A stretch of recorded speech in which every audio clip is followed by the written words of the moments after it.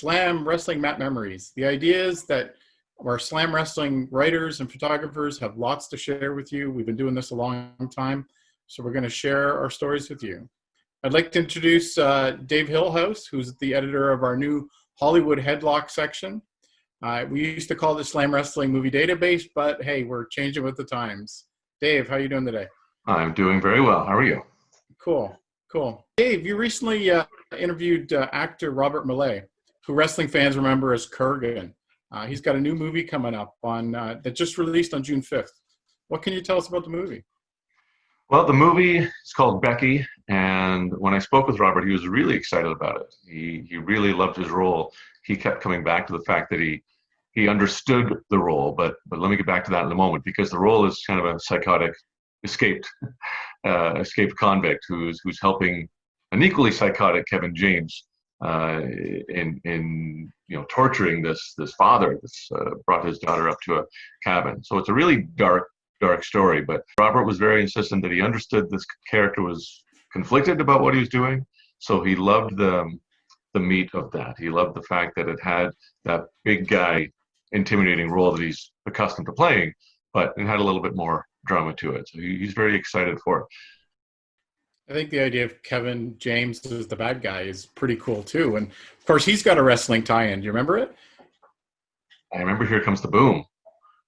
Oh, no. He grew up with Mick Foley. Oh. So he's good buddies with Mick Foley from Long Island. So it'll be an interesting test for him in this movie to see how he pulls off the bad guy. Yeah. What was Robert like to talk with? He was terrific. He made himself available right away.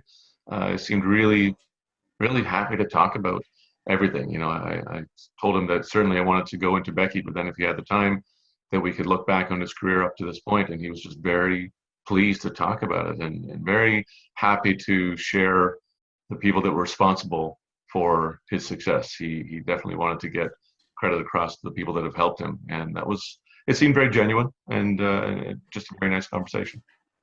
As a big movie guy and chief of our movie section, why are so many wrestlers getting roles these days? And it's hardly new, but what do they bring into the screen? I think more than anything, and this may seem obvious, but they just bring size and they bring presence. And there has always been a typecasting of wrestlers that have gone into movies that they play heavy and they play a tough person. But I think that's fine. I think ultimately performers of that size, they still have to have something else. We've all seen enough wrestlers that have size but don't really have anything else to back it up. And I think the ones that transition well into movies probably understand that aspect of it. Robert absolutely did. He put it in wrestling terms that he was always happy to do the job. He was always happy to come in as the big guy and let someone else probably end up beating him up, since he's not the main character. But he was thrilled to bring that element, and he said that he understands that that's his, that's what he brings. And it's a little bit like the old basketball saying, you can't teach tall, and there's a place for big men in the movies. That's cool, and I've certainly seen him in a few movies. By far, my favorite is Pacific Rim, the Guillermo del Toro movie, and I loved it as a movie. But he doesn't get a lot of speaking part in it. He's the big imposing Russian. He's one of the drivers of one of the Yagers in the pairings and fighting the giant kaiju monsters. I really loved it, but he doesn't say anything. And he did the same thing in Deadpool 2. He's like the big heavy, but yet he's a key moment in the film. That's pretty normal for for his roles. I mean, you're a little more familiar with all the big things he's done. Sure, I think it is. And sometimes I can usually spot when, say, an extra is present but doesn't have a line. Sometimes that actually is a budgetary thing. If somebody has a speaking line, then they're paid more. But sometimes it's because it's almost like the strong silent type will work. If you have a big beast and all they do is growl, that's a certain element to it. And when they start talking, that's a different kind of character in a way, if you know what I mean. So I think that in some cases it's best to be that strong silent type. And the other part of it that I never really thought about, that Robert was really happy about these roles lately, is to be able to show his face. That when you have a monster role, that yes, your presence is there, your body is there, but he wants to be recognizable. And that's something that he really appreciated about his roles as he started developing, is that he was able to bring his face along with his voice, and so therefore it's him that you're seeing on the screen and not just him, embodying a character. And that's like in 300 and some of these other ones. He's like there and he's in the movie, but they've CGI'd him so much you don't actually know it's him. Yeah, he'd have to tap someone on the shoulder and say, "That's me," right? And that's a little different than having somebody recognize it. What are some of the other roles he's done then that people might know? He's done some TV too, right? Yeah, he did TV. We talked at length about his work on Haven, which was one that I wanted to get his memories of. As it turned out that, of course, he was working with Edge. He was working with Adam Copeland, who was trying to make his own foray into acting. And it was a really neat story about how the two of them came back together on that show after a dozen years since they'd seen each other. He had a famous role, famous for sort of what didn't make it into the film, but a famous role in Sherlock Holmes, where he was doing a fight scene with Robert Downey Jr. And however you want to tell the story, either Downey didn't pull back from the punch enough, or Robert didn't pull his punch enough, but somehow it was a big connection to Downey's jaw, and down he went. And Robert was so worried about implications not only in that movie but of future, any future acting aspirations if a mistake like that can happen on set. But Downey took it in stride, and it just became one of those nice stories.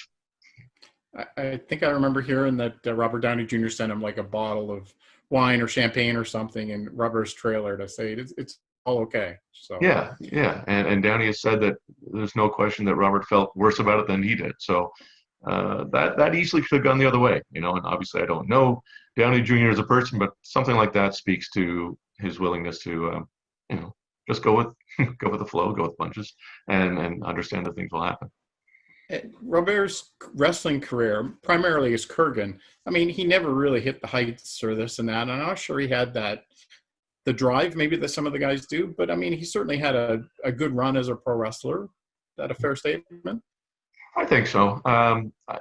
To be honest, that was a time for myself as a fan. I was tuning out. The Attitude Era wasn't what my cup of tea, wasn't what I was interested in. But for whatever reason, when I would just poke my head back in now and then to see what's going on, he got my attention. And that was both as his really intimidating character, and then the tie-dye stretchy pants wearing character. But both of those were, I think, good, almost clues of what he had to bring in the future. When you think about it, the fact that he could play something that scary and intimidating, but he could also flip the switch and play a comedic role. I think that probably helped catch people's eye in terms of what he had to bring possibly to some movies. Interesting. I got to know him a little bit. WWE Canada had an office in Toronto, and so they were really good at parading the Canadians, right? They'd bring them in for events, this and that. And I certainly met Robert once or twice along the way there. And then, he sort of drifted out of pro wrestling, right? WWF, WWE never really used him that much. He ended up with Jacques Rougeau would bring him in for his shows in Quebec. And I met him there a few times and got to know him a little. He's a nice guy. And Rougeau was the connection he needed to get into 300. That was it was Rougeau that was contacted by Warner Brothers, just saying, "Can you point us in the direction of somebody that you think would fit the bill of what we're looking for?" And it was Rougeau who recommended him. And the story he told me was how he almost missed it. There was a little miscommunication. He was having a hard time getting started in acting, was having a really hard time taking a lot of auditions, but not finding success. And then he heard about this film shooting in Montreal, and he thought, "Gee, I don't know if I really want to go all the way out there for this little film that I don't know much about." But Rougeau kept on it and helped him realize that it was a big budget. And he said everything came from that. Everything came from his role in 300. We ran a story on Slam Wrestling back in, I think it was January 2012. I'd been down, just coming home on the subway, and I was at my subway stop, Runnymede Station, and I look up, and there was Robert at the station. And normally, of course, he lives out in New Brunswick, where he's from. And so I wasn't surprised, I guess, to see him in Toronto if I'd been downtown where he might have been filming or something. But out in my neck of the woods in the west end of Toronto was a surprise. And then I asked him what he was doing. He was going up to Walmart to get scrapbooking supplies for his wife. because in rural New Brunswick, they don't have, I guess, a Walmart where you can get your scrapbooking supplies. I just thought that was the sweetest thing. It happened to be, after work. And so I said, hey, Robert, what are you doing tonight? Why don't you come over for dinner? And I pulled out a little piece of paper and I drew, a map from Walmart to my house, which 10-minute walk. And so that was the night a giant came over for dinner. It was pretty surreal, really. Super nice guy. It just happened to be that night we were going to cook 2 beer can chickens at once. Like, not planned. That's what we had planned for the night.